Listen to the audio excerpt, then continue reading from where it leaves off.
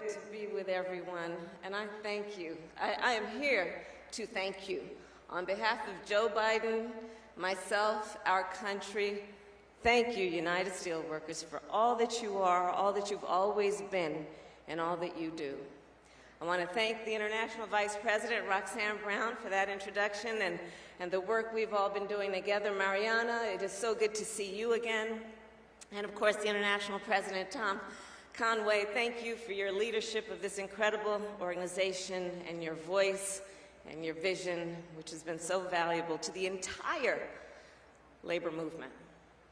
And to all the members of the United Steelworkers, thank you for the work that you do every day to keep our nation running and to move our nation forward. And thank you for always standing in solidarity with workers everywhere, because that's who you are. As many of you know, I was born in Oakland, California, and when I was a child, my mother drove this yellow Dodge Dart, and I remember my sister and I would be sitting in the back seat, driving up 101, across the Golden Gate Bridge from time to time. And I remember as a child staring in awe at the towers, at the sweeping cables of the Golden Gate Bridge, thinking, because I learned about its history, thinking, what a magnificent sight. Thinking as a child, well, if America could build that, we can build anything. The Golden Gate Bridge is without question a monument to the potential of our country. And the Golden Gate Bridge was made with USW steel.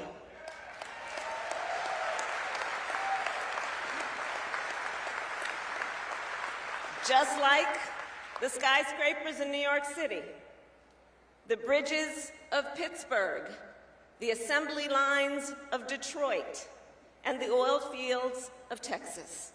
USW Steel built our nation.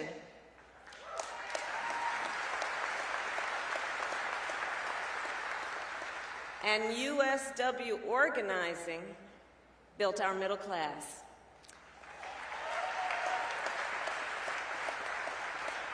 For decades, USW workers fought for a living wage, for company-funded pensions, and for job security. You fought to make our workplaces more safe, more fair, and more productive. In Cleveland, Ohio, in Gary, Indiana, in Bethlehem, Pennsylvania, this union made it possible for millions of Americans, whether they were a member of a union or not, they need to realize that. You made it possible for millions of Americans to fight for their rights and their benefits, such that they could buy a home, build a family, and retire with dignity.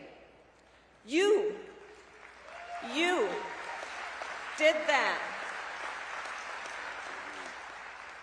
You created prosperity and opportunity, and you helped make America the most powerful nation in the world.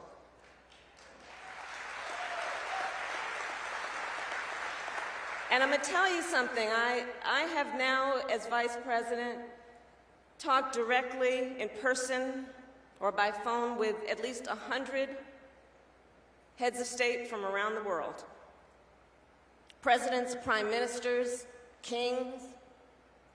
And when they look to who we are as America, and they applaud our success and our prosperity, they do so understanding, if Joe and I are telling it, that the strength of America is because of the workers of America and the protection of workers of America and the recognition of the dignity of the work that those workers do.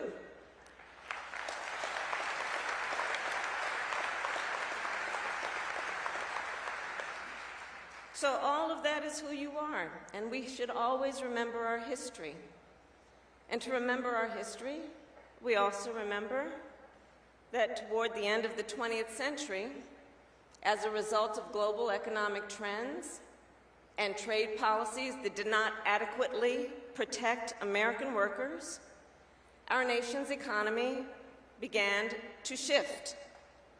America began to export less and import more. Factories that communities had depended on for generations started to shut their doors, and union membership across industries began to decline. This organization, USW, saw these challenges, and you overcame them. In the face of incredible odds, you responded with incredible resilience. You continue to fight for workers and to fight to move our nation forward. And today, as you have for generations, the USW is building America's future. Across our nation, you are organizing workers in industries that have never been unionized before. Museum workers, tech workers.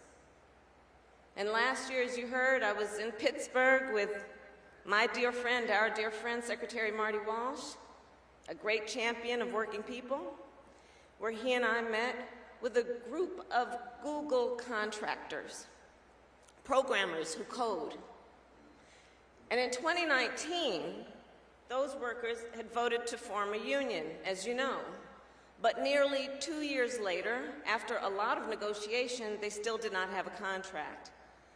Those workers, during our visit, told us about what we all here know. They told us about the power, the self-determination that people feel when they vote to unionize.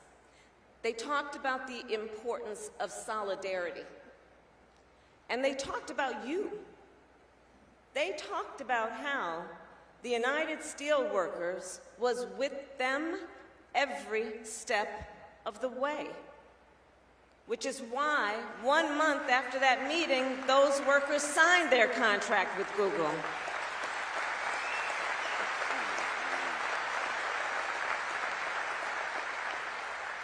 And became one of the first tech unions in our nation.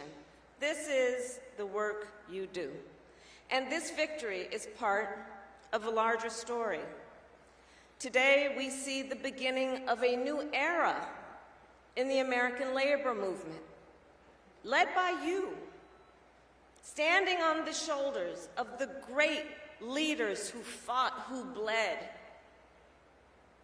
For the strength of this movement, a new era, an era in which workers of every age, every race, every gender, every profession have the opportunity to benefit from the power of solidarity.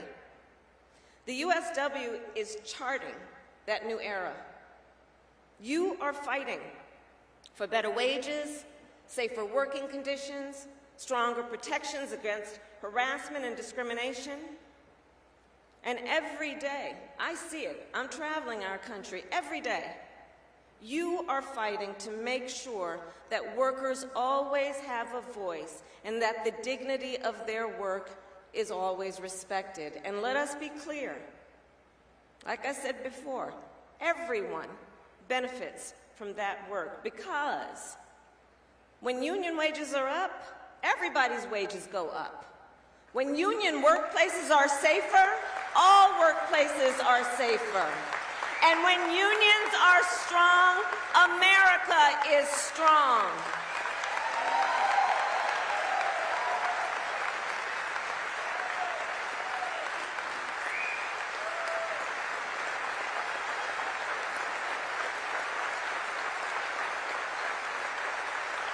You're doing it. So let me say, Steelworkers.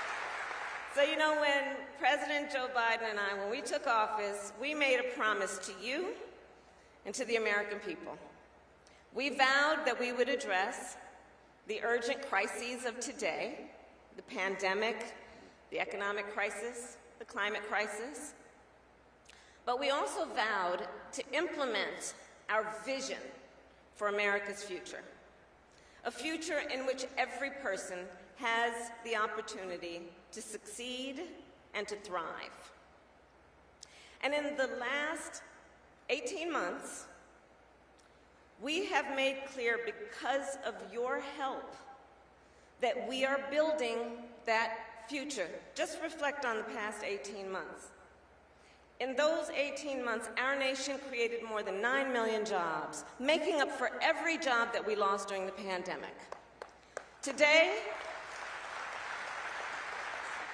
unemployment is at its lowest rate in half a century, in part because of the historic investment we made to support small businesses during the pandemic, beauty salons, daycare centers, family-owned restaurants that were about to close, but that the President and I believed in.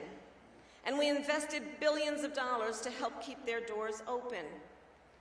In our first year in office, we extended the child tax credit. You know what that meant? We cut child poverty in America by 40% in the first year.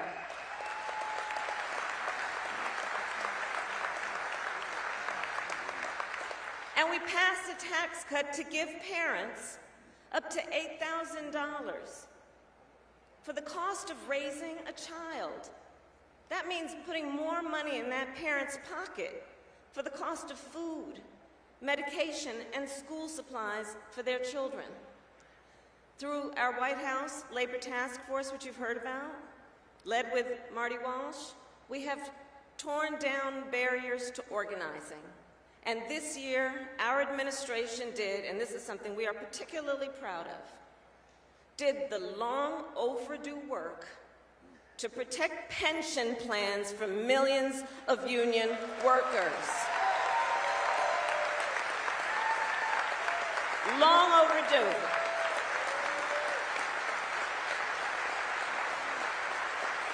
Long overdue. Benefiting 120,000 members of this organization. That was because of your help.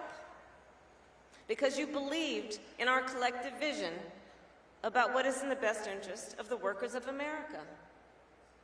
With your support, our administration made the largest investment in our nation's infrastructure in a generation. So many people promised to do it.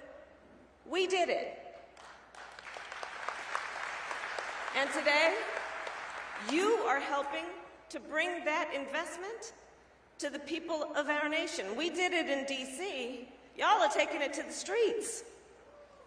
Be it in the roads, in high-speed internet, or in clean water. Just think about it. Today, USW cement workers in Union Bridge, Maryland, produce the materials we are using to rebuild our roads and bridges and ports and airports. One great example, the Harry Reid International Airport right here in Nevada. Today, USW production workers in Corning, New York, manufacture the fiber optic cables that we are using to connect, to fulfill that promise, every household in our nation with high-speed internet. We know what that means. Remember, during the height of the pandemic, all of the children and their families who otherwise did not have access or could not afford high-speed internet, the seniors who needed telemedicine but may not have had high-speed internet, you're doing that work. Today, USW metal workers in Tyler, Texas, are making the pipe that we will use to replace every lead pipe in our nation. Why is that important? Because far too many of our babies in America are drinking toxic water from those lead pipes.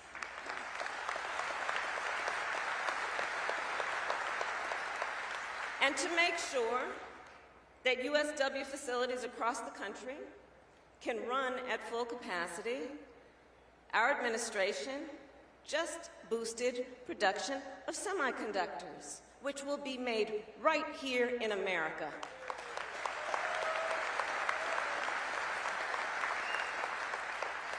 And one of the benefits is it will also then boost the American auto industry to manufacture here in America more cars and trucks and buses right here. Steelworkers, you are one of the largest unions in the automotive supply chain. I don't need to tell you that. And for you then, this work will mean more jobs, more job security, and better pay.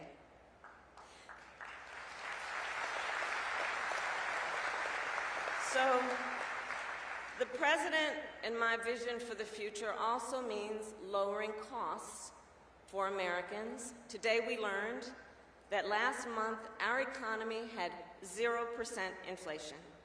In July, we saw a drop in gas prices and a range of other goods like clothing and airfares and household appliances, which means more money in the pockets of working families.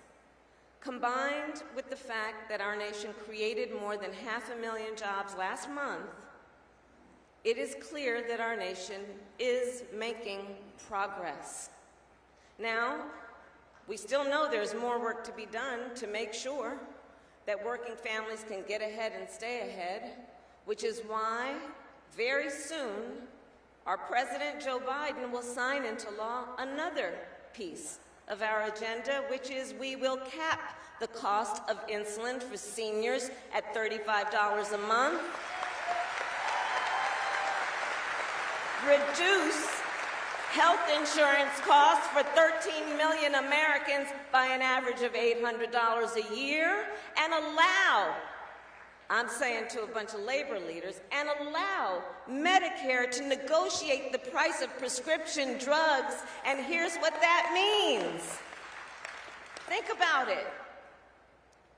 If you think of America as just being one big organization, the ability to represent more than 60 million Americans, which is how many are enrolled in Medicare right now, with the strength of bargaining power, Medicare will now negotiate with the pharmaceutical companies to lower the prices for all Americans.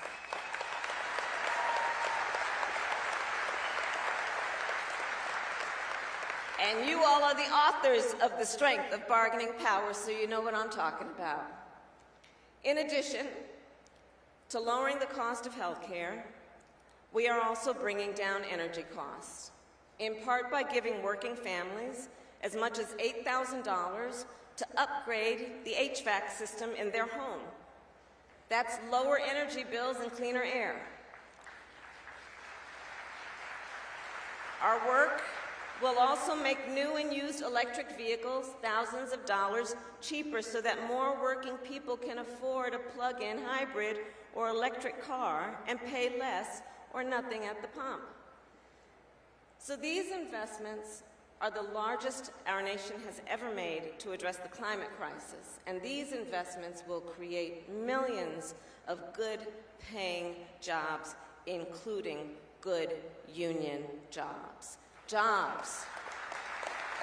Union jobs, for workers who will forge the steel we need to produce wind turbines and solar panels. Jobs for rubber workers, aluminum workers, glass workers who will make the parts that are needed for these millions of electric vehicles, and jobs for the auto workers who will manufacture those vehicles, and jobs all across America, in steel towns and in coal country, and jobs in communities with skilled workers who are ready, willing, and able to continue building our nation's future. And if folks ask y'all, well, how do they plan on paying for all this? Please let them know. As we promised, we will not raise taxes on anyone making less than $400,000 a year, but this will be paid for because, you see, our nation's largest corporations will now start to pay their fair share.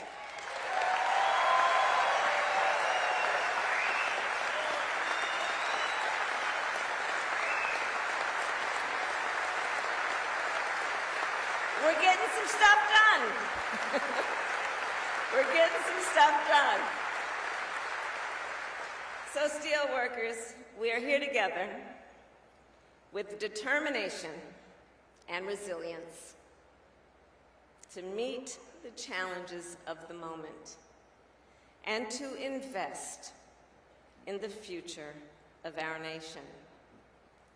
And we are guided by the spirit of this labor union, and we are guided by the ambition of our nation to always push forward, to always fight for a more fair, more equal, and more just future.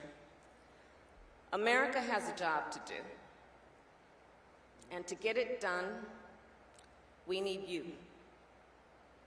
So please, continue to do what you do so well. Continue to build coalitions of workers of all ages and races and backgrounds. Continue to activate and organize new communities.